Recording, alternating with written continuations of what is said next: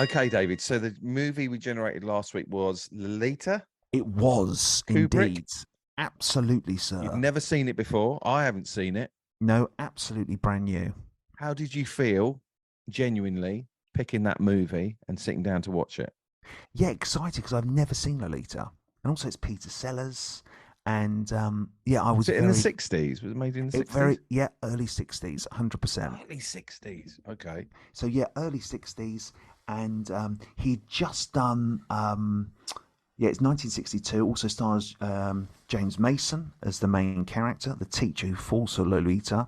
Yeah. And obviously, Lolita's Sorry, mother. the teacher that falls for Lolita. Yes? Yes, yeah, Yeah. college lecturer, sort Yeah. of Lolita, and Shelley Winters, who is Lolita's mother, because Right. basically, he's writing a book, I believe, and he's touring America, and 'cause he's British, yeah, he's a college professor, and he's renting a room from Shelley Winters, and Shelley Winters, she's lonely, her husband's passed away, and she immediately likes the look of James Mason and just over the top is flirting with him. But he's not interested in her, a woman of his own middle aged demographic. He's more interested in her 14-year-old daughter type of element. 14. Yeah, she's 12 in the book and she's 14 in the film. I know, I was a bit shocked. Yeah, Do you know, I initially don't know said. anything about this movie or story. Oh, okay. I had no idea. Yes, Okay. so it's so very the book was banned in certain parts of the world, not in I didn't America, know but certain anything about worlds, this. Shice. and Scheitenhausen. it really Shithouse. was Kubrick going against the grain and trying to come up with something, quite fresh and new. I basically thought, in my naivety, that it was like American Beauty, in the sense that, with American Beauty, he goes through a midlife crisis and he starts lusting over his daughter's best friend at high school. And she's like sort of 15, 16, still inappropriate type of thing. But nothing actually happens. But Is she 15, 16 in American Beauty? I think so. I think she's like at the end of high school, isn't she? She's not 14. Right. I think she's 15, 16, something in that kind of age. Still below, consent. But Fucking hell. I had no idea. This has absolutely blown my. it did for me because Did you know what you were going into? not to this extent. And I found it quite uncomfortable because it's quite broad humour at times, but with a very dark underbelly. Is And that it's, purposefully broad to make it? yes, 100% to put sugar on the pill. And I think it's a case of in the 60s, it was all a bit, a bit broady, a bit kind of Oh, lewd, sorry. and, I thought it was to make it more awkward. No, I think it was more to kind of like laugh at the absurdity of the characters type of thing.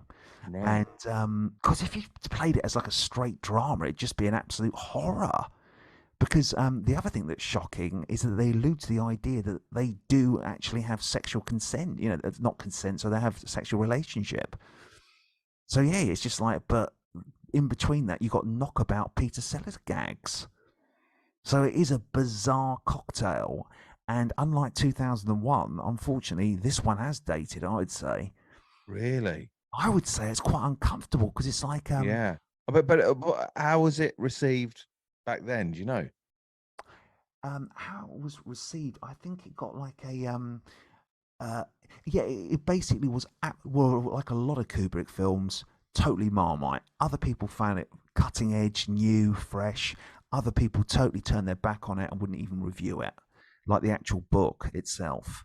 So it's like Clockwork Orange, and like even The Shining, when it first came out, a lot of people were negative. I think most Kubrick films have had that reaction. I remember Kubrick saying in an interview that his worst reaction to a film was Barry Lyndon because there was no conversation about it. It just popped up, people shrugged their shoulders, and it disappeared.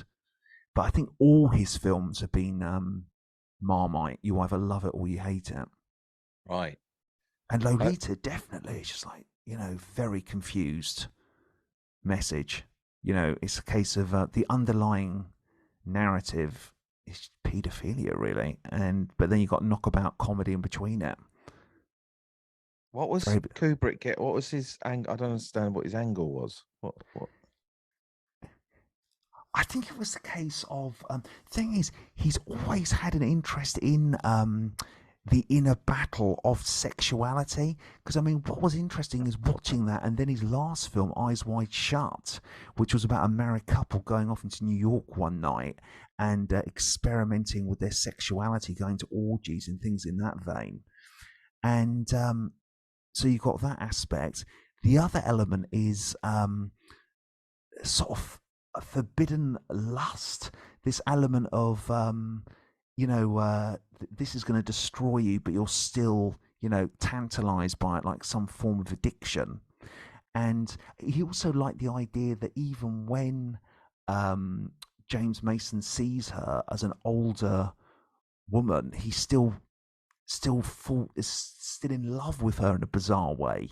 He's talked about that. He's referenced that. So it wasn't just her as a young girl. It's very confused. The other thing Kubrick desperately wanted to do was he wanted to make a big budget porn movie where it was lit like a Hollywood film. And the only reason he didn't do that, so very good narrative, very strong narrative, but the sex was literally like a porn film. And the only reason he didn't do that is because his wife said, "I will leave you if you do that," because it would just be absolutely humiliating. So he's always had a penchant for, I guess he's thinking that's the ultimate psyche, isn't it? Sexuality. You're not in control of it. It's the subconscious, really drill it. And also, he's very nihilistic. He looks at the dark energy of human civilization, doesn't he, always? Can I lighten this section up a bit? Please do, because it's very dark at the moment. I'm not. Explosion. Have Like, I some of just that, felt like I people. needed to. Oh yeah, it's got to be done because it is darkness. And what character does Peter Sellers play then? Peter Sellers plays a very bizarre character. You can see it as a precursor to Doctor Strange, love, in the element that he's also got a fascination with Lolita. I don't think it's as dark as James Mason's. And he's a famous playwright, but he's so eccentric. He keeps just doing bizarre voices all the time. So he says to James Mason, something like, "You remind me of a British butler that speaks a bit like this. But you're in America now, so you want to get your guns out and be a gunslinger."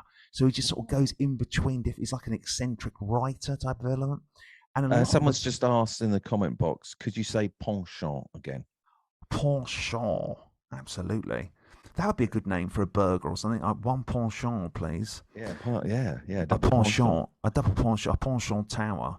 Merci. Are you a fan of Kubrick? Yes, I do like Kubrick. Got a lot of time for it. Sometimes it's almost as though it's like Tarantino. You're more interested in the man than the actual films. Mm, Don't get me wrong. I like the films. Goes without mm. saying. Clockwork Orange really unique and stuff like that, and The Shining and all that. But it's like Tarantino. It's almost like I probably enjoy just sitting watching him interviewed as much, maybe sometimes more than the actual movies. Mm. Do you know what I mean? Because it's just, I mean, Cooper didn't do any interviews after a while, but a documentary about him would be fascinating. Where did Kubrick live? You know, New York, but then moved to London, didn't he? The outskirts, the rural outskirts of London, because he didn't like flying, so he'd make all his films in Britain. So he emigrated over here at some point, but then never wanted to get back on a plane. we should go to his house, David. Absolutely. John Ronson did a fascinating documentary on Kubrick, Did he? and yes, and Child Wickbury Manor. What? wowzers. I don't know if they still live there. The wife still lives there. I don't know. Mid-century Zero house in London imbued with Kubrick. Is that it? Anyway, John Ronson was able to go through Kubrick's archives, and it said the Kubrick's boxes. It was on YouTube, but it's gone now. But it's a really good documentary because Kubrick would like archive all his research obsessively. So you've got things like loads of files and documents about his Auschwitz drama that he never filmed because Spielberg got in early before him with Schindler's List. But then also you've got lots of diagrams of a cat collar he designed.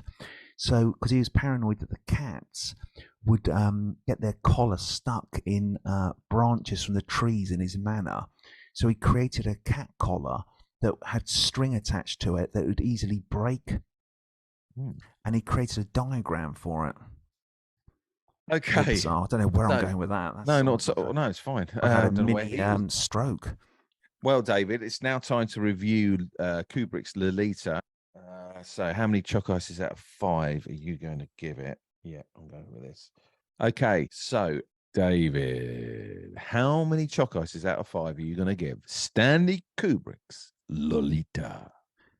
2. Ooh, Yeah, it number was confused. 3. I think once they actually, it wasn't 2. American Beauty, it wasn't Lusting from Afar, and well, even before that, it's just yeah, the comedy's too broad, it's confused, and it made me feel a bit icky type of thing. Do you know what I mean? It's just like Peter Sellers rambling on, kind of, and also it's a case of the comedy's almost there to manipulate you to get this kind of like bizarre drama kind of under the radar.